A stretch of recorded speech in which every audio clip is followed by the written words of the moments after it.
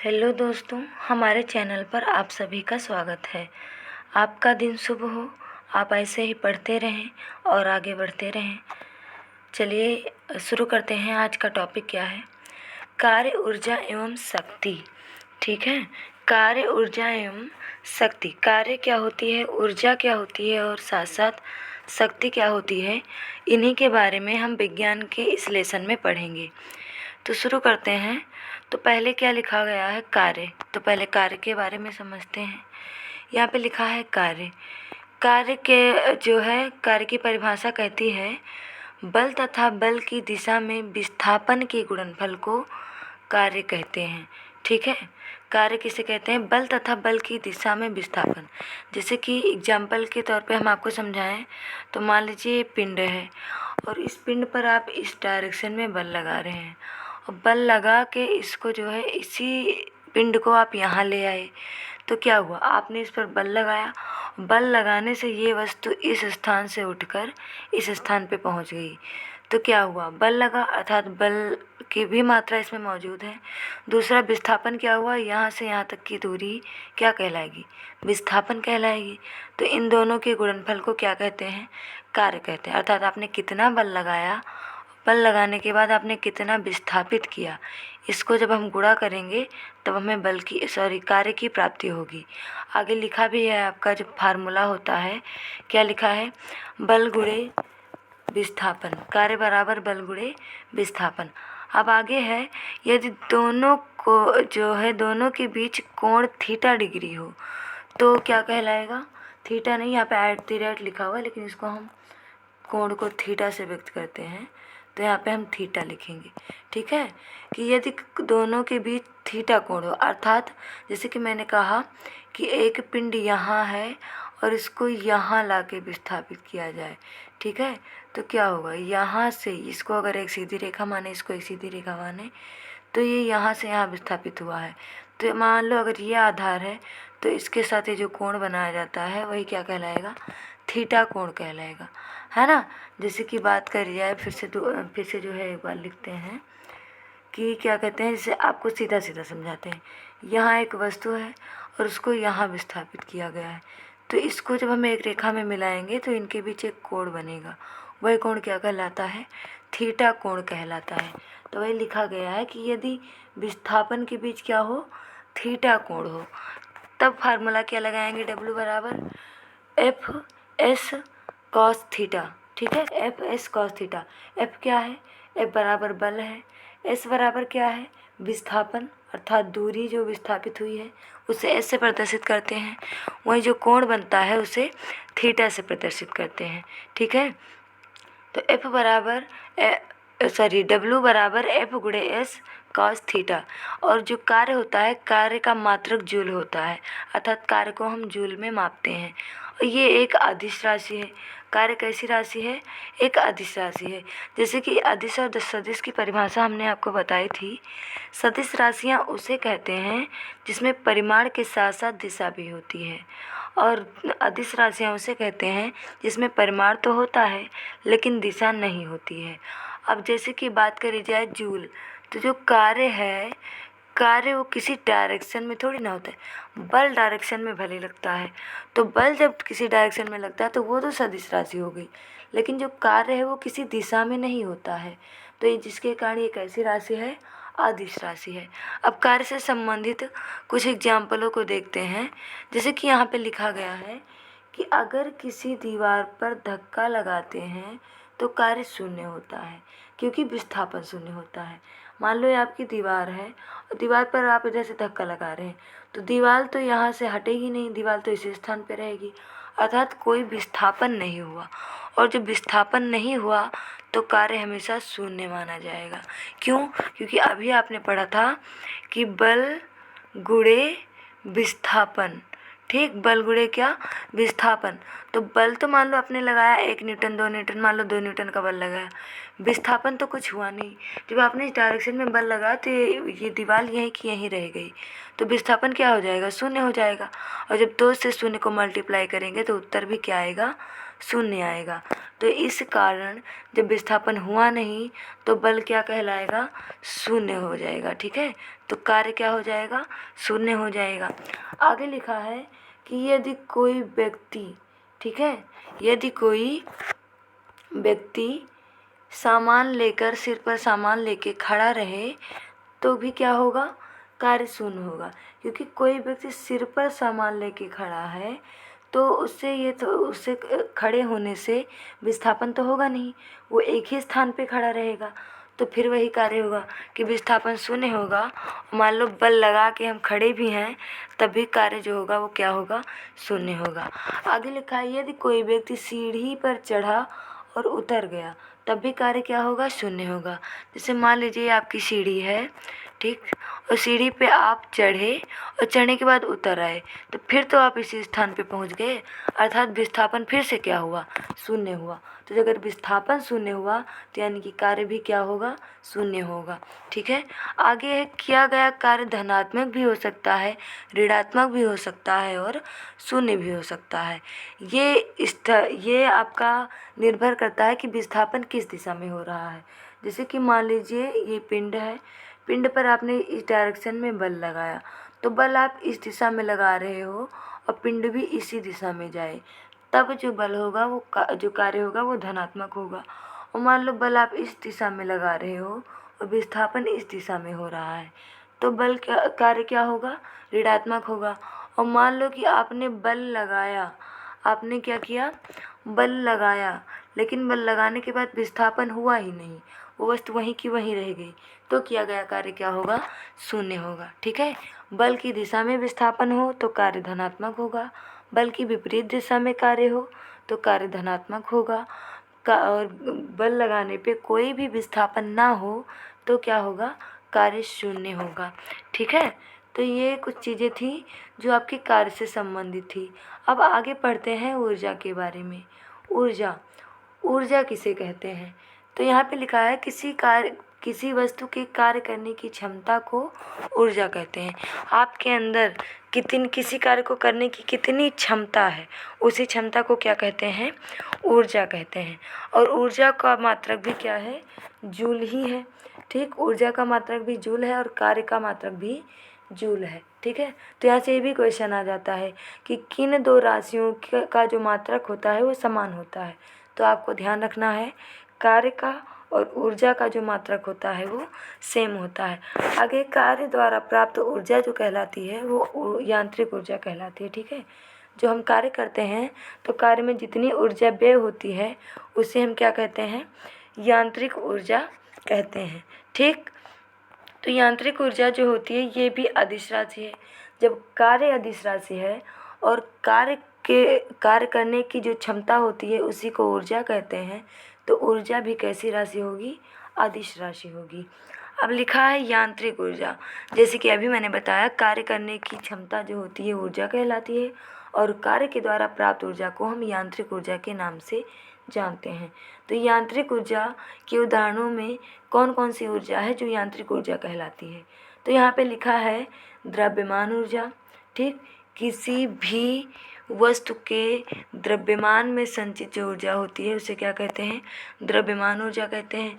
सूर्य की ऊर्जा को सौर ऊर्जा, किसी भी पिंड के नाभिक में मौजूद जो ऊर्जा होती है उसे नाभिकीय ऊर्जा, ध्वनि से उत्पन्न ऊर्जा को ध्वनि ऊर्जा और रसायन पदार्थों से उत्पन्न ऊर्जा को रासायनिक ऊर्जा तथा ऊष्मा से प्राप्त ऊर्जा को ऊष्मीय ऊर्जा तथा विद्युत से प्राप्त ऊर्जा को विद्युत ऊर्जा कहते हैं। और ये सारे के सारे यांत्रिक ऊर्जा के उदाहरण हैं। ठीक, यांत्रिक ऊर्जा भी दो प्रकार की होती है, एक होता है गतिज ऊर्जा और दूसरी होती है स्थितिज ऊर्जा। गतिज ऊर्जा जो होती है जब वस्तु गतिमान होता है तो उसमें जो ऊर्जा उत्पन्न होती है उसे गतिज ऊर्जा कहते हैं, और जब वस्तु स्थिर अवस्था में होती है तब उसमें जो ऊर्जा उत्पन्न होती है उसे क्या कहते हैं, स्थितिज ऊर्जा कहते हैं। तो यहाँ पे लिखा है गतिज ऊर्जा, तो गतिज ऊर्जा के कारण उत्पन्न ऊर्जा को, गति के कारण उत्पन्न ऊर्जा को क्या कहते हैं, गतिज ऊर्जा कहते हैं। और इसका फार्मूला क्या है, गतिज ऊर्जा बराबर हाफ mv²। ठीक है, हाफ mv²।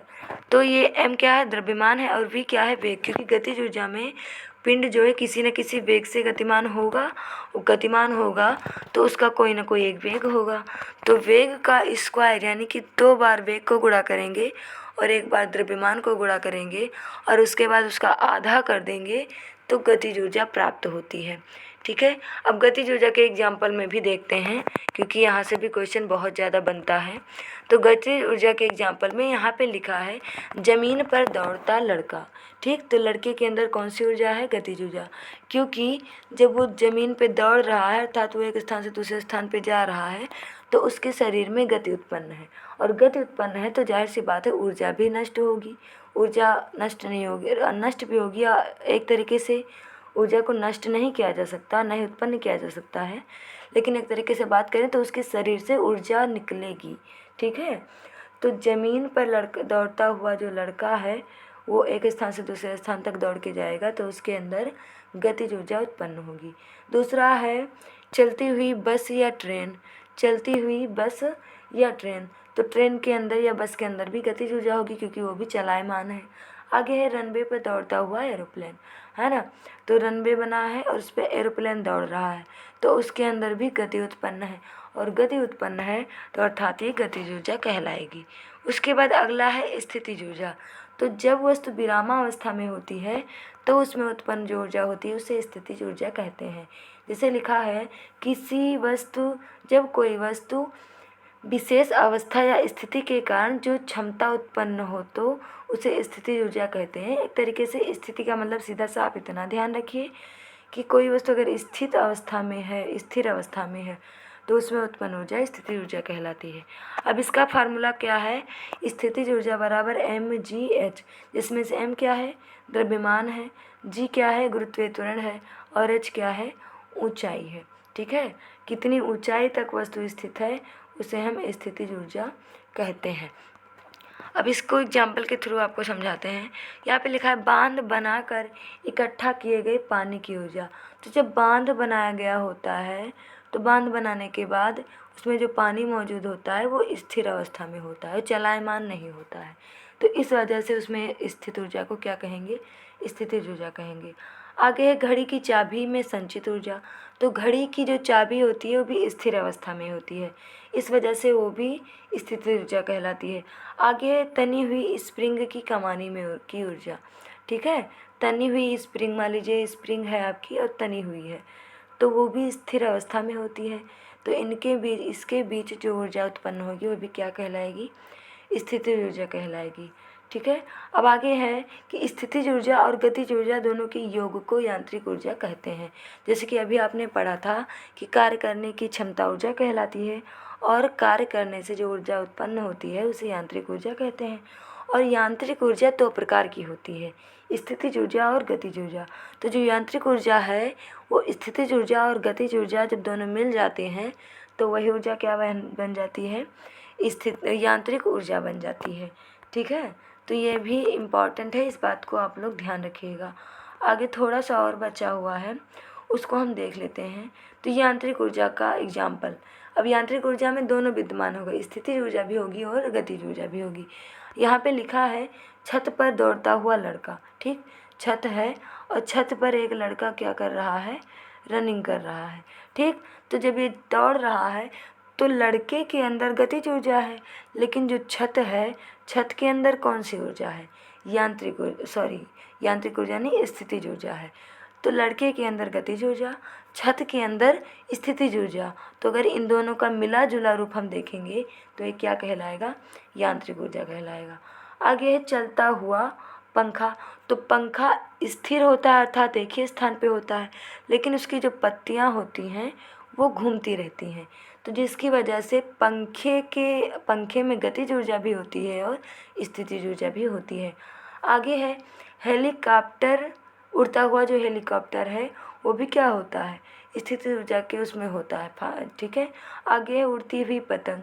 तो पतंग भी बिल्कुल इसी तरीके से आप समझ सकते हैं। ठीक है, पतंग जो है आपकी उड़ती है और उसका जो धागा होता है वो स्थिर अवस्था में होता है। तो इस वजह से ये सारे एग्जाम्पल क्या कहलाते हैं?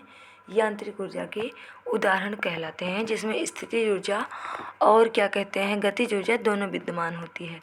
आगे है ऊर्जा संरक्षण के नियम। तो जैसे अभी मैंने आपको बताया कि ऊर्जा ना तो उत्पन्न की जा सकती है और ना ही नष्ट की जा सकती है, बस ऊर्जा को हम एक रूप से दूसरे रूप में परिवर्तित कर सकते हैं। ठीक है, तो यही ऊर्जा संरक्षण का नियम है। तो अगर क्वेश्चन आ जाए कि ऊर्जा को ना नष्ट किया जा सकता है ना ही उत्पन्न किया जा सकता है, ये कथन किस प्रकार का है, तो आप बताएंगे कि ये एक ऊर्जा संरक्षण का नियम है। ठीक, तो जैसा कि मैंने बताया कि इसे एक रूप से दूसरे रूप में परिवर्तित किया जा सकता है। तो परिवर्तित करने वाले कुछ उपकरण हैं जो एक ऊर्जा को दूसरे रूप में परिवर्तित करते हैं, तो उनको हमें पढ़ने की आवश्यकता है। ये मोस्ट इम्पॉर्टेंट टाइप है, मतलब ऊर्जा का रूपांतरण। यहाँ से क्वेश्चन बहुत ही ज़्यादा पूछा जाता है। तो लिखा है पहला यंत्र कौन सा है, डायनेमो है। पहला यंत्र डायनेमो है।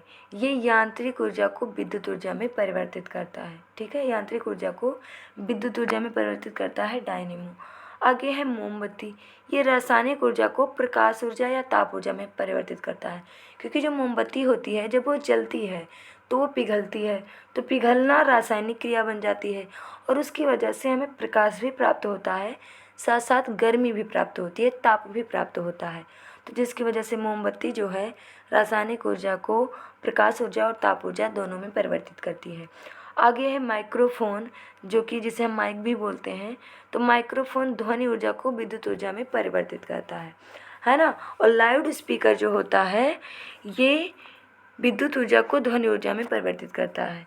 जैसे कि बात करी जाए तो यहाँ पे माइक लगा हुआ है, ठीक, और यहाँ पे आप खड़े हैं और माइक में आप बोल रहे हैं, तो ये माइक तार के थ्रू जुड़ा होता है और यहाँ जाके लाउड स्पीकर जहाँ लगा हुआ होता है उससे वो कनेक्ट होता है। ठीक, तो होता क्या है, ठीक, जैसे कि मैंने कहा कि एक व्यक्ति है ना, एक व्यक्ति है और यहाँ पे वो माइक में बोल रहा है और इससे तार के थ्रू आपका क्या जुड़ा है, लाउड स्पीकर जुड़ा हुआ है। ठीक, लाउड स्पीकर जुड़ा हुआ है। तो मैंने कहा माइक्रोफोन अर्थात माइक, जब आपने यहाँ से बोला तो ध्वनि इसके अंदर गई, लेकिन वो तार के माध्यम से, तो तार में जब जाएगी तो विद्युत में परिवर्तित हो जाएगी और तार में गई और तार के माध्यम से लाउड स्पीकर में पहुँची, तो लाउड स्पीकर के द्वारा फिर से वो ध्वनि हमको सुनाई देती है। तो जब हमने यहाँ से डाला माइक में, तो माइक में गया किस रूप में, ध्वनि के रूप में गया और ध्वनि के रूप से होते हुए वो तार में गया और तार में गया तो रासायनिक ऊर्जा बन गई। तो अर्थात जो माइक्रोफोन होता है वो ध्वनि को किस में बदलता है, रासायनिक विद्युत ऊर्जा में बदलता है। और उसके बाद जब जो लाउड स्पीकर है इसमें तार के माध्यम से ध्वनि गई, तो यानी कि विद्युत ऊर्जा के रूप में ध्वनि गई और उसके बाद लाउड स्पीकर ने इसमें ध्वनि उत्पन्न की, तो बाद में वो ध्वनि ऊर्जा बन गई। तो जिसकी वजह से लाउड स्पीकर जो होता है विद्युत ऊर्जा को ध्वनि ऊर्जा में परिवर्तित करता है। ठीक है, आगे है सोलर सेल। तो सोलर सेल जो होता है सौर ऊर्जा को विद्युत ऊर्जा में परिवर्तित करता है। ठीक है, आगे ट्यूबलाइट। ट्यूबलाइट क्या करती है, प्रकाश, विद्युत ऊर्जा को प्रकाश ऊर्जा में बदलती है, तो वो भी आप जानते हैं। बल्ब जो होता है वो क्या करता है, तार के थ्रू जो ऊर्जा आती है उसे विद्युत ऊर्जा कहते हैं और जब ट्यूबलाइट जलती है, बल्ब जलता है, तो हमें प्रकाश प्राप्त होता है। तो यानी कि विद्युत ऊर्जा किस में परिवर्तित हुई, प्रकाश ऊर्जा में परिवर्तित हुई। आगे है विद्युत मोटर। विद्युत मोटर क्या करता है, विद्युत ऊर्जा को यांत्रिक ऊर्जा में परिवर्तित करता है। ठीक है, विद्युत ऊर्जा को यांत्रिक ऊर्जा में परिवर्तित करने का कार्य किसका होता है, विद्युत मोटर का होता है। वैसे ही आगे बल्ब लिखा है, विद्युत बल्ब, ये भी विद्युत ऊर्जा को प्रकाश ऊर्जा या ऊष्मा ऊर्जा में परिवर्तित करता है, क्योंकि बल्ब जो होता है इसमें अगर आप उसके पास हाथ लेके जाएंगे तो आपको गर्माहट का एहसास भी होता है, तो जिसकी वजह से विद्युत ऊर्जा प्रकाश में भी बदलती है, साथ साथ ऊष्मा ऊर्जा में भी बदलती है। ठीक है, आगे है विद्युत सेल। विद्युत सेल जो होती है बैटरी, वो रासायनिक ऊर्जा को विद्युत ऊर्जा में बदलती है, क्योंकि सेल जो बैटरी होती है उसमें जो ऊर्जा मौजूद होती है वो रसायन के रूप में होती है और वही ऊर्जा बाद में हमें विद्युत के रूप में प्राप्त होती है। तो रासायनिक ऊर्जा किस रूप में प्राप्त होती है, विद्युत में प्राप्त होती है। तो विद्युत सेल रासायनिक ऊर्जा को विद्युत ऊर्जा में परिवर्तित करता है। ठीक, आगे है सितार। सितार यांत्रिक ऊर्जा को किस में बदलता है, ध्वनि ऊर्जा में बदलता है, क्योंकि जब सितार को हम बजाते हैं, हाथ से जब तार पे कंपन करते हैं, तो जो आपकी वायु होती है वो ध्वनि ऊर्जा में परिवर्तित हो जाती है। ठीक है, तो वायु आपकी यांत्रिक ऊर्जा है और जब वो बदलती है ध्वनि में तो ध्वनि ऊर्जा बन जाती है। आगे है पंखा। जो कि विद्युत ऊर्जा को गतिज ऊर्जा में परिवर्तित करता है। ठीक, विद्युत ऊर्जा करंट के माध्यम से पंखे में आती है और फिर पंखा क्या करता है, गति करने लगता है। तो विद्युत ऊर्जा को गतिज ऊर्जा में बदलता क्या है, पंखा बदलता है। ठीक है, आगे है संवेग एवं गति में संबंध। संवेग और गति में एक संबंध है जिसे हम पढ़ते हैं। तो यहाँ पे लिखा है के का मतलब गतिज ऊर्जा, काइनेटिक एनर्जी। ठीक है, और उसके बाद लिखा है पी स्क्वायर होगा के बराबर पी स्क्वायर बटे 2m। ठीक है, बटे 2m होता है, ये फार्मूला होता है। ये टाइपिंग मिस्टेक हो गई है, उसके लिए माफ़ी चाहते हैं। तो के अर्थात गतिज ऊर्जा बराबर पी स्क्वायर, पी क्या है, संवेग है, तो संवेग का स्क्वायर बटे 2m अर्थात 2 गुना द्रव्यमान का। जब संवेग को 2 बार गुणा करने पर प्राप्त परिमाण को जब द्रव्यमान का 2 से गुणा करके उसको भाग कराएंगे तो क्या प्राप्त होगा, गतिज ऊर्जा प्राप्त होती है। ठीक है, आगे है शक्ति। तो आपने कार्य पढ़ा, कार्य में प्रयुक्त जो क्षमता होती है उसके द्वारा ऊर्जा उत्पन्न होती है, तो ऊर्जा को आपने पढ़ा। अब आगे लिखा है शक्ति। तो काम करने की दर को ही शक्ति कहते हैं, अर्थात 1 घंटे में आपने कितना कार्य किया, 2 घंटे में कितना कार्य किया, 1 सेकंड में कितना कार्य किया, तो वही क्या कहलाता है, शक्ति कहलाती है, आपकी क्षमता कहलाती है, पावर कहलाती है। ठीक है, तो इसका कैसे प्राप्त करते हैं, शक्ति बराबर कार्य बटे समय, और शक्ति को हम वाट में मापते हैं। ठीक है, कार्य और ऊर्जा को तो जूल में मापते हैं, लेकिन शक्ति को किस में मापते हैं, वाट में मापते हैं। ठीक, तो कार्य को जब समय से डिवाइड कराएंगे तो क्या प्राप्त होगा, शक्ति प्राप्त होगी। आगे है शक्ति को अश्वशक्ति भी कहते हैं। शक्ति का जो मात्रक होता है, एक तो वाट होता है, वाट के साथ साथ अश्वशक्ति भी किसका मात्रक है, शक्ति का ही मात्रक है। ठीक है, अब आगे लिखा है कि एक अश्वशक्ति में कितने वाट होते हैं, तो एक अश्वशक्ति में 746 वाट होते हैं। ये मोस्ट इम्पॉर्टेंट क्वेश्चन है, ये बार बार जो है पूछा जाता है कि एक अश्वशक्ति में कितने वाट होते हैं, तो 746 वाट होते हैं। आगे है कि 1 वाट सेकेंड में कितने जूल ऊर्जा खर्च होती है, तो आपको बताना है 1 जूल। 1 वाट सेकेंड बराबर 1 जूल के बराबर होता है। आगे है 1 वाट घंटा बराबर कितना होता है, 3600 जूल होता है। ठीक, 1 वाट सेकेंड बराबर 1 जूल और 1 वाट घंटा बराबर 3600 जूल, क्योंकि 1 सेकेंड में जब 1 जूल ऊर्जा खर्च होगी तो आप जानते हैं 1 घंटे में 3600 सेकेंड होता है, तो यानी कि 3600 जूल ऊर्जा भी खत्म होगी।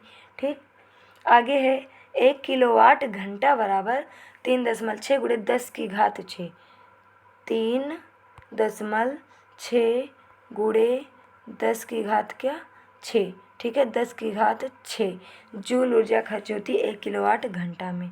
ठीक है, तो ध्यान रखिएगा, यही इतनी चीज़ें हैं जो आपको कार्य ऊर्जा और शक्ति के अंतर्गत आपको पढ़ना था। आज की वीडियो जो है वो यहीं पे समाप्त होती है। आई होप आपको वीडियो पसंद आए। क्या कहते हैं, अच्छे से पढ़िएगा आप लोग, और क्या कहते हैं, अगर ना समझ में आए तो एक आध बार इसको और अच्छे से रिवाइज कर लीजिएगा, और इसका मल्टीपल जो है जल्दी ही आपके सामने जो है प्रस्तुत किया जाएगा। जितनी भी चीज़ें हमने पढ़ाई हैं उसका मल्टीपल भी हम सॉल्व करवाएंगे, लेकिन अभी एक आध टॉपिक और ख़त्म हो जाए तब। ठीक है, तो ये आपका टॉपिक था कार्य ऊर्जा एवं शक्ति, जिसका समापन होता है। तो आप सबने अपने कीमती समय को हमें दिया, उसके लिए धन्यवाद। जय हिंद।